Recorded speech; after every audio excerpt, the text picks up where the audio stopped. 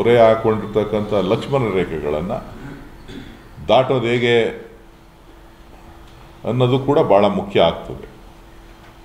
So ಅವರು ಇನ್ನೊಬ್ಬರಿಗೆ ಮಾರ್ಗದರ್ಶಕರಾಗಿರ್ಬೇಕು. ಯಾವರೇ ಒಬ್ಬರು ನಾಯಕರಾದಂಥವರು, ನಾಯಕತ್ವವನ್ನು ವಹಿಸ್ಕೊಂಡಂಥವರು ಮತ್ತೊಬ್ಬರಿಗೆ ಮಾರ್ಗದರ್ಶಕರಾಗಿರಬೇಕು ಅಂತ ಅಂದಾಗ ಅವರು ಶಾಶ್ವತವಾಗಿ ಉಳಿತಾರೆ. ನೀವು ಕೇಳಿದವ್ರಿಗೆ ಹೇಳಿದೆ.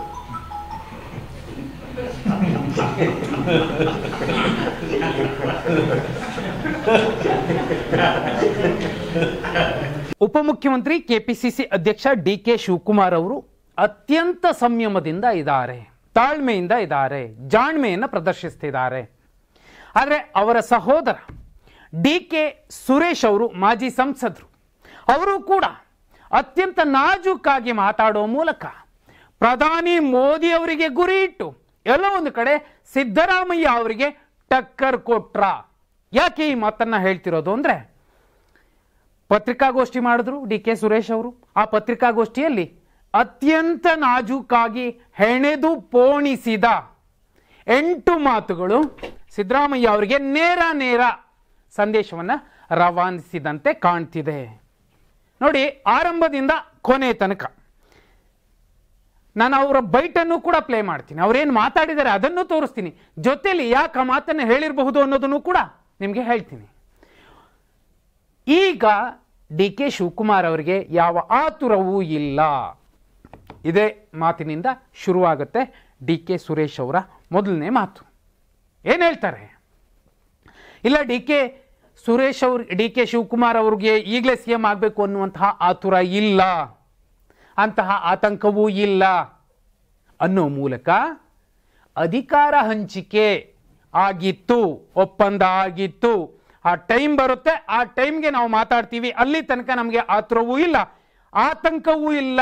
ಆದರೆ ಆತುರ ಮತ್ತು ಆತಂಕ ಇರುವಂಥದ್ದು ಮತ್ತೊಬ್ಬರಿಗೆ ಅನ್ನೋ ಮೂಲಕ ಸಿದ್ದರಾಮಯ್ಯ ಅವರ ಬಣದ ಆತುರ ಆತಂಕವನ್ನ ಇಲ್ಲಿ ಎತ್ತಿ ತೋರಿಸಿದಂತೆ ಕಾಣ್ತಿದೆ.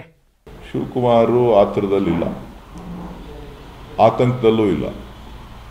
ಎರಡನೇದ್ದು, ಸದ್ಯಕ್ಕೆ CM ಕುರ್ಚಿ ಖಾಲಿ ಇಲ್ಲ. ಸದ್ಯಕ್ಕೆ ಇಲ್ಲೂ ಕೂಡ ನೇರವಾಗಿ ಸ್ಪಷ್ಟವಾಗಿ ಹೇಳ್ತಿರುವಂಥದ್ದು ಡಿ.ಕೆ. ಸುರೇಶ್ ಅವರು. ಸದ್ಯಕ್ಕೆ ಖಾಲಿ ಇಲ್ಲ, ಮುಂದೆ ಖಾಲಿ ಆಗತ್ತೆ. ಆತಂಕ ಆತುರ ಇಲ್ಲ, ಆದರೆ ಮುಂದೆ ಖಾಲಿ ಆಗತ್ತೆ. ಅವತ್ತು ಮಾತಾಡ್ತೀವಿ. ಎರಡೂ ಮಾತುಗಳು ಕೂಡ CM ಅವರ ವಿಚಾರಕ್ಕೆ, ಸಿದ್ದರಾಮಯ್ಯ ಅವರ ವಿಚಾರಕ್ಕೆ ಹೇಳಿದಂತೆ ಸ್ಪಷ್ಟವಾಗಿ ಕಾಣಿಸುತ್ತೆ. ಆದರೆ ಅವರ ಹೆಸರನ್ನ ಹೇಳಿಲ್ಲ ಅಷ್ಟೇ. ಇನ್ನೂ ಒಂದು ಮುಖ್ಯವಾದ ಮಾತು ಹೇಳ್ತಾರೆ. ಪದೇ ಪದೇ ನಾವು ಮಾತಾಡ್ತಿಲ್ಲ. ಅದು ಯಾಕೆ ಪದೇ ಪದೇ ಮಾತಾಡ್ತಿದ್ದಾರೋ? ಯಾರು ಪದೇ ಪದೇ ಮಾತಾಡ್ತಿದ್ದಾರೋ ಅವರನ್ನೇ ಕೇಳಿ. ಸಿದ್ದರಾಮಯ್ಯ ಅವರು CM ಆಗಿ 2 ವರ್ಷ ಆಯಿತು. ಈ 2 ವರ್ಷ ಅನ್ನೋ ಪದ ಬಳಸ್ತಾರೆ. 2 ವರ್ಷ ಆಯಿತು. 2 ವರ್ಷ ಆದ್ಮೇಲೆ ಈಗ ಪದೇ ಪದೇ ಆ ಹೇಳಿಕೆ ಹೊರಬರ್ತಿದೆ. CM ಬದಲಾವಣೆ, ನಾನೇ CM, ಪೂರ್ಣಾವಧಿಗೆ CM.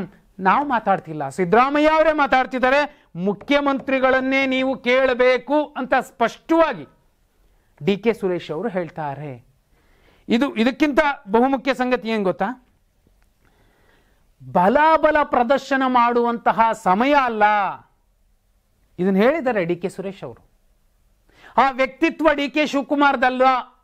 ಅವರೇನಿದ್ರು ಹೈಕಮಾಂಡ್ನ ಕಟ್ಟಾಳು ಅನ್ನೋ ಮೂಲಕ ಸಿದ್ದರಾಮಯ್ಯ ಅವರ ಬಣದ ಬಲಾಬಲ ಪ್ರದರ್ಶನವನ್ನು ಕೂಡ ಅಣಕ ಮಾಡಿದ್ದಾರೆ.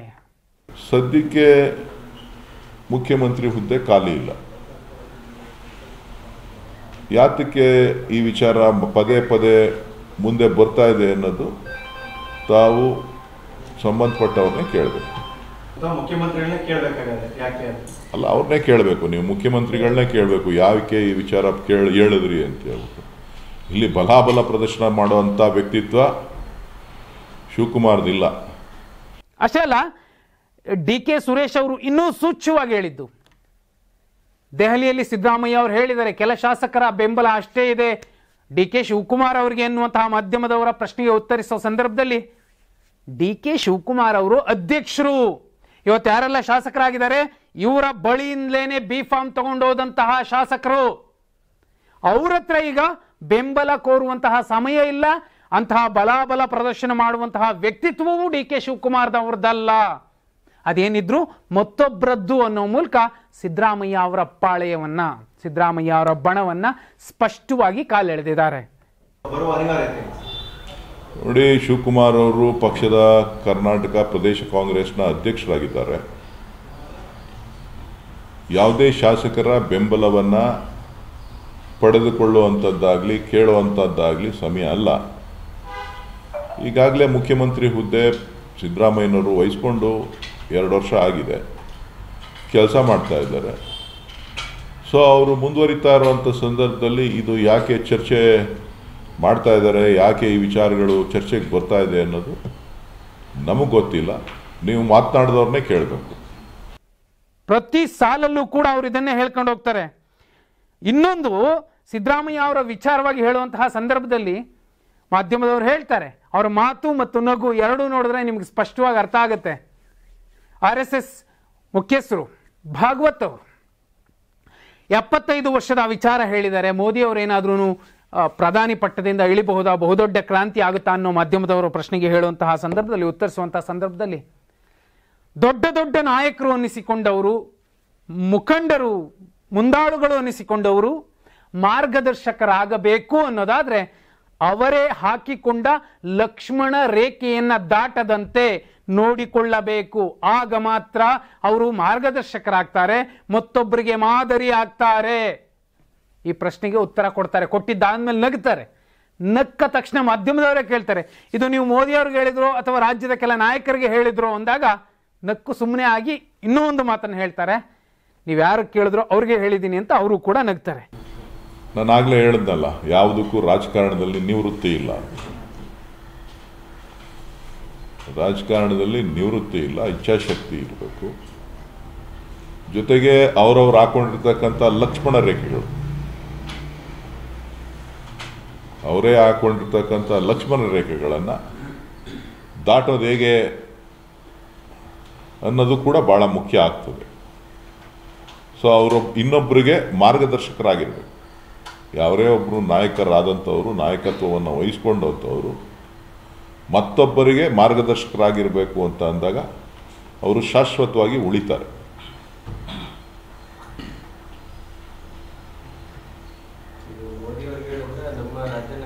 ನೀವು ಕೇಳಿದವ್ರಿಗೆ ಹೇಳಿದೆ.